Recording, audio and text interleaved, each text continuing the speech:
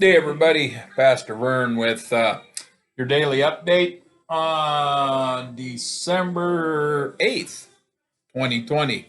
It's Tuesday. Tuesday. We're getting into December pretty good now, not very far from Christmas and New Year's and all those things that uh, are important to our calendar dates. And right now, we are still planning to do some Christmas Eve stuff. It's going to be a little bit different this year, but we are going to try to have something in all the churches, depending on what happens with any possible restrictions between now and then.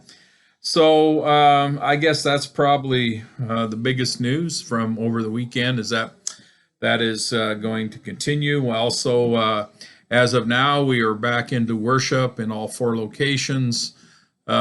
This Sunday coming for that would be December 13th, and so hopefully we can continue to do that and have that opportunity for worship and so that we stay connected and see one another, even though we can't be as close as we would like to be sometimes. All right. I'm going to do a little bit more about the Advent candles, and then we're going to move on to something else just to kind of wrap this up. We know that the center candle is the Christ candle. Usually it's larger and it's white, and then, the purity of Christ. And that represents him. We light him on either Christmas Eve or Christmas Day, depending on our tradition and our services. But prior to that, we have the four candles that surround the large candle in the wreath. We have in our tradition and most of our locations, not 100%, I guess one of them has all candles of one color around the outside. But we have four candles around the outside, and we light one candle every week in addition to the one we had last week. This week in worship on December 6th, we lit two candles. For those who had purple candles and three purple candles and one rose candle, we lit the purple candles, two of those this week. And this coming week, that'd be December 13th, we will light the rose-colored candle, if that's the setup you have at your church, or if you're doing this at home as a devotion. I kind of worked with the kids a little bit. If you'd seen the kids program, we've got our own little Advent wreath, and you can see we got two candles lit on it, and we talk about what the candles mean and a little bit. And we're going to talk about that here too. I know we've alluded to a lot of those things, the colors, and so on. But there's and we know that they're hope, faith, love. That depends on your tradition, joy, and peace.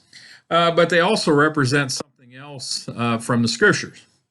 The first candle, hope, is also about the prophecy, because that's what gave the folks in Jesus' time hope that the Messiah would come. The prophecy from the Old Testament that the Messiah would come and be the light of the world. And so that first candle has to do with the prophecy. The second, it still gives us hope today, because if we read John's Revelation at the end of the scriptures, it gives us hope for the second coming of Christ. The second candle is either faith or love, depending on your tradition. And it also represents Bethlehem. Bethlehem was the birthplace of Christ, where love was manifest into human form. It's one of those interesting things. I'll be preaching about Mary this week. And one of the things that's kind of interesting about that is how God's love was manifested through Mary that Jesus was born as fully human and fully divine to teach us, to influence us, and to redeem us from sin. The third candle, sometimes rose, sometimes the same color as the other ones, is joy.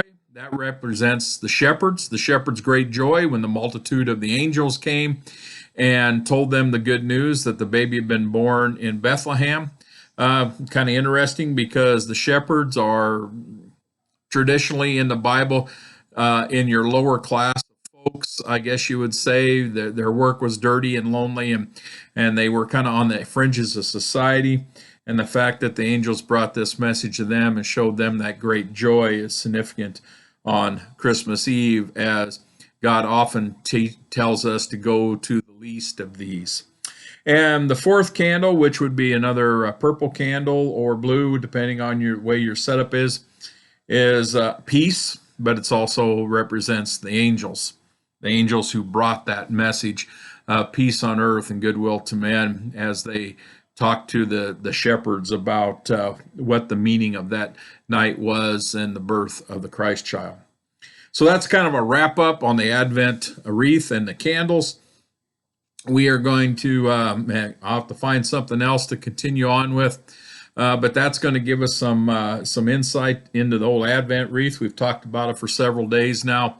We'll probably try to start looking at some other traditions of Christmas, whether they're solely based in faith or if they have blended together with secular things.